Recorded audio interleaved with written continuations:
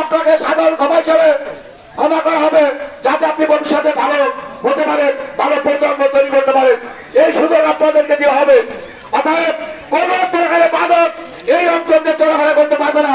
এটা আপনাদের ব্যাপারী ও তেল সম্প্রদায় ও হিন্দু সম্প্রদায়ের প্রতি অনুরোধ, কেউ যদি নোট দিয়ে এই এলাকা বহন করেন, যদি ধরা পড়ে তেল কালার কেউ যদি এলাকা ধরা পড়ে, তাহলে আপনাদের সতর্ক করবেন, তাহলে সব কঠিন শাস্তি দিয়ে হবে। তাই এই সতর্কবাণী অবশ্যই আপনারা মনে রাখবেন। আজকে আমাদের আগর গমত উপস্থিত আছে, এর সহ তেল কালার সহ কোন তথ্য এলাকা বিক্রি করেন, তাহলে আপনাদের বিরুদ্ধে কঠিন ব্যবস্থা নেওয়া হবে। আমাদের মাহফিলের সর্বোচ্চ নেতৃবৃন্দ উপস্থিত আছে, তাই সকলকে ধন্যবাদ। চোরচান্দা বুদ্ধিজী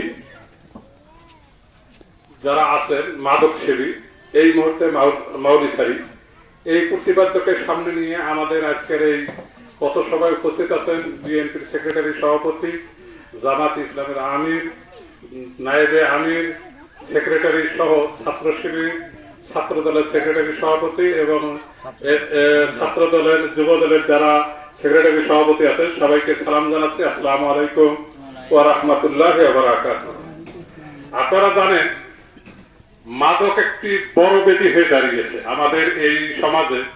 আমরা যদি মাদককে নিয়ন্ত্রণ করতে না পারি, সেক্ষেত্রে আমাদের সমাজ আজ হোক কাল হোক দুমড়ে মুচড়ে যাবে এবং আমাদের যে জেনারেশন, পরবর্তী এই জেনারেশন আর মানুষ হিসেবে থাকবে না, তাদের ভবিষ্যৎ খুবই অন্ধকার। আর আপনারা জানেন বর্তমানে সবচেয়ে আরো একটা পাশাপাশি আমাদের জন্য খারাপ সময় আসছে, সেটা হচ্ছে মোবাইল ফোন।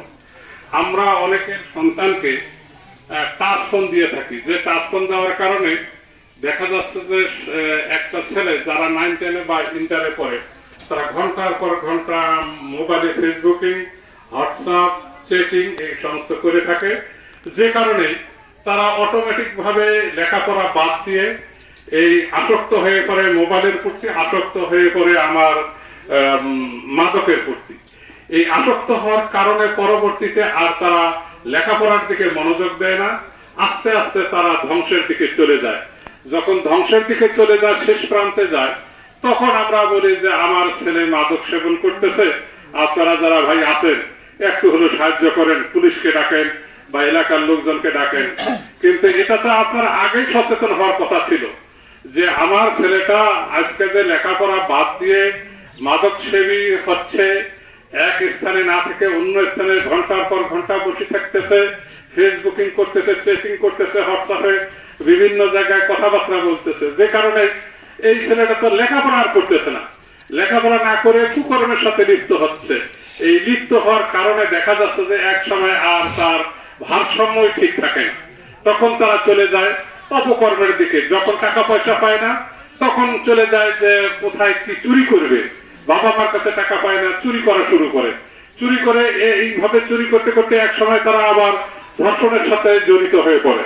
তো এ কারণে আমরা এখন থেকে সচেতন হব, আমার সন্তান, আপনার প্রতিবেশী যারা ভাই ব্রাদার আছে, তারা যেন কোনো অবস্থাতে মাদকের সাথে জড়িত না হতে পারে। যদি মাদকের সাথে জড়িত হওয়ার আগেই আমরা যদি সচেতন হই, সেক্ষেত্রে আমি মনে করি কোনো অবস্থাতেই মাদক সেবন করতে পারে না। কারণ মাদক সেবন করতে গেলে একটা সময় লাগে, একটা স্পেস লাগে, যেখানে একটা সময়ের ব্যাপার। নেশাগ্রস্ত হতে গেলে 1 মাস 2 মাস আস্তে আস্তে টানা শুরু করে, বা একটা জায়গায় গিয়ে বসতে হয়, বসে তারপরে আস্তে আস্তে মাদকাসক্ত শুরু করে। তো এই জায়গাটা থেকে, এই সময়টা থেকে আমরা যদি আমার সন্তানকে, আমার ভাই ব্রাদার, আত্মীয় স্বজনকে, আমার অভিভাবক হিসাবে দায়িত্ব হবে তাকে আমাদের কাছে রাখা, যাতে কোনো অবস্থাতেই মাদকের সঙ্গে জড়িত হতে না পারে, যাতে কোনো অবস্থাতেই মোবাইল ফোনের সাথে জড়িত না হতে পারে, যাতে ফেসবুকে হোয়াটসঅ্যাপের সাথে জড়িত হতে না পারে, তাদেরকে দিবে, কিন্তু কন্ট্রোলে রাখতে হবে। বাবা তুমি মোবাইল ফোন নিচ্ছ, অসুবিধা নাই, কতক্ষণ কথা বলবে, তার সামনে থেকে কথা বলবে, কথা বলা শেষ মোবাইল নিয়ে নেবেন। কিন্তু বেশি আদর করে যদি মোবাইল ফোন দিয়ে দেন, সেক্ষেত্রে কিন্তু সে এই হোয়াটসঅ্যাপ এবং ফেসবুক চ্যাটিং এ দিনের পর দিন চলে যাবে, রাত্রে ঘুম হবে না। দেখবেন যে যারা ফেসবুকিং করে তারা রাত 10টা 11টা 12টা 2:30 2টা 3টা পর্যন্ত জাগি থাকে, রাত্রে আর ঘুম হয় না। রাত্রে ঘুম না হওয়ার কারণে দেখা যাচ্ছে যে তারপরে দিন 12টা পর্যন্ত একটানা ঘুমাচ্ছে, খাওয়ার উপরে চিন্তা নেই, পড়ারও চিন্তা নেই, সবকিছুই তার অবনতি। এই কারণে আমি আপনাদের এলাকাবাসীদেরকে আহ্বান জানাবো, ভাই আপনাদের কাছে একটাই অনুরোধ, আপনারা আপনাদের সন্তানদের দিকে খেয়াল রাখেন। আপনারা যদি আপনাদের সন্তানদের দিকে এখন থেকে খেয়াল না রাখেন, আপনার সন্তানের প্রতি যদি এখন থেকে যত্নশীল না হন, সেক্ষেত্রে কিন্তু এই সন্তান আপনার জন্য যেমন বোঝা, সমাজের জন্য যেমন বোঝা, পারিবারিক ভাবে যেমন বোঝা, তেমনি রাষ্ট্রের জন্য একটা বড় বোঝা হয়ে দাঁড়ায়। তা আমি মনে করি আপনারা যার যার অবস্থান থেকে আমরা যদি সচেতন হই, সেক্ষেত্রে অবশ্যই অবশ্যই আমরা মাদক দ্রব্য বা ফেসবুকিং এই সমস্ত নিয়ন্ত্রণ করতে পারবো। আর যদি আমরা সেক্ষেত্রে আমরা কাজ না করি, সেক্ষেত্রে কিন্তু আমাদের জন্য দুর্ভাগ্য, আমাদের সমাজ তো নষ্ট হবে, আপনার পরিবার নষ্ট হবে, আপনার ফ্যামিলি নষ্ট হবে, তার জীবন ধ্বংস হবে। তো সবাইকে একটা আহ্বান জানাবো, আমাদের সন্তান, আমরা যারা গার্জিয়ান হিসেবে আছি, আমরা যেন তাদের প্রতি একটু সচেতন হই, যাতে তারা মাদকের সাথে ফেসবুকের সাথে জড়িত না হয়, তারা যেন খেলাধুলার দিকে মনোনিবেশ করে, তারা যেন লেখাপড়ার দিকে মনোনিবেশ করে। মনোনিবেশ করলে অবশ্যই আমরা এলাকাটা একটা ভালো পরিবেশে নিয়ে যেতে পারবো, সুশিক্ষিত সমাজ করতে পারবো, এবং সব থেকে অর্থাৎ চুরি ডাকাতিও কিন্তু সেক্ষেত্রে আমাদের এলাকায় কমে যাবে। আমি সবাইকে জানাবো যে ভাই আপনারা আপনাদের যার যার অবস্থান থেকে আমরা নিয়ন্ত্রণ করার চেষ্টা করব। সবাইকে ধন্যবাদ। আসসালামু আলাইকুম। পরে কথা হবে বাজারে।